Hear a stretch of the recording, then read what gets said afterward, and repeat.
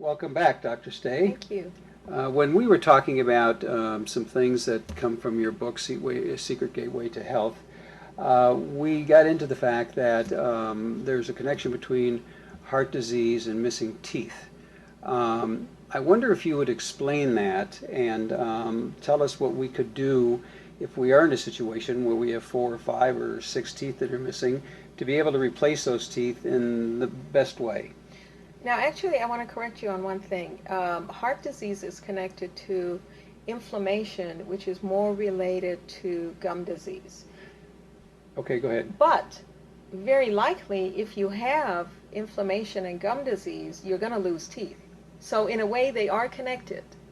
Okay, I was under the impression that there's a 40% or 50% greater chance of a man having a stroke if, in fact, he's missing 4 or 5 teeth than... Well, normally I would think that's because if he's got missing teeth, that there's a gum disease, sure, going on a yes, regular basis in there. Okay. But there are other problems with having missing teeth. It's a muscular skeletal balance issue as well. Because if you have, normally with normal amount of teeth, our head and neck, the whole skeletal system is in balance. Now, once we have missing teeth, it's like limping and walking on one shoe that doesn't have a heel and walking on another one that does have a heel. So this causes an imbalance, and so there are individuals that have missing teeth and they may have back pain, shoulder pain, and they'll go to a chiropractor. Chiropractor adjusts them. They may go to a physician and get pain medication, but nobody bothers to check their mouth. And they come and see us, the dentist, and of course the dentist notices there are missing teeth.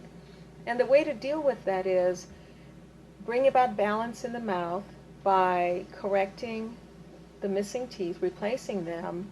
Then you've got equilibrium as far as chewing ability, because if you have missing teeth, the muscles of the head and neck are going to compensate in order to make the whole head and neck apparatus work. Since those teeth are missing, they're going to compensate each other some kind of way, which means contract certain muscles unnaturally in order to make it work. And that's going to put overdue stress on certain muscles, which again are going to pull, etc., on other muscles, causing a whole domino effect. So what we want to do is make sure that there's balance in the mouth, equilibrium, that you're able to chew properly on both sides, and that means having a full set of teeth. And are implants the answer to that? Implants are one answer, not for everyone. Okay.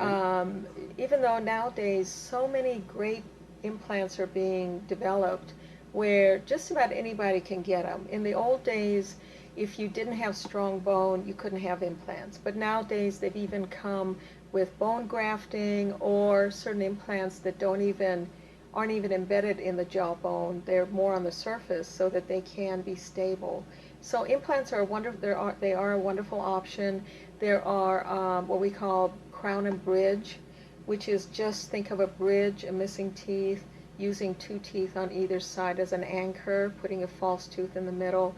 You can also get something that comes in and out of your mouth very simply. A removable bridge. Removable partial denture, yes. But it is important then to be working with, what is it, 32 teeth all the time? Well, that's including the wisdom teeth. But if you Okay. don't have your wisdom teeth, then you're not going to have that many teeth. But as long as you have proper teeth to chew with, which are your molars, your back teeth, and you have proper teeth to cut with, which are your front and side teeth, and the side teeth which help support the chewing process. So it's just like anything else. Like I said, your legs need to be even. You know, if you have a short leg and a long leg, you're not gonna be able to function. Same with the mouth. You want to have even teeth that function together properly. So you need to be a student, and you need to talk to your dentist, and you need to take an action, right? Become partners with your dentist and do it. Thank you. You're welcome.